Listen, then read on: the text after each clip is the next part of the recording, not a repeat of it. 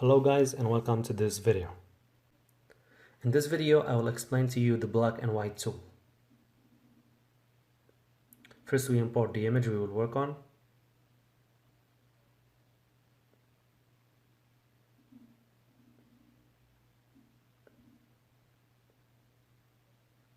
We unlock the image layer.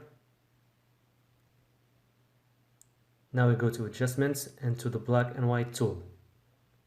Then we get this window here and we have so many options of black and white right here.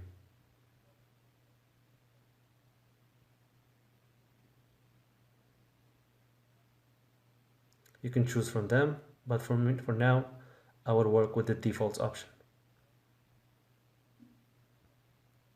And you can edit these colors here to get the result you like. Double click and you can edit it again.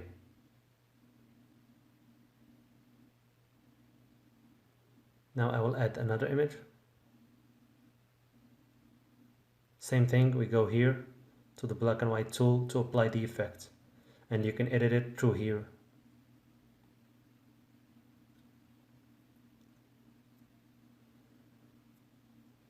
And you click enter to apply the effect.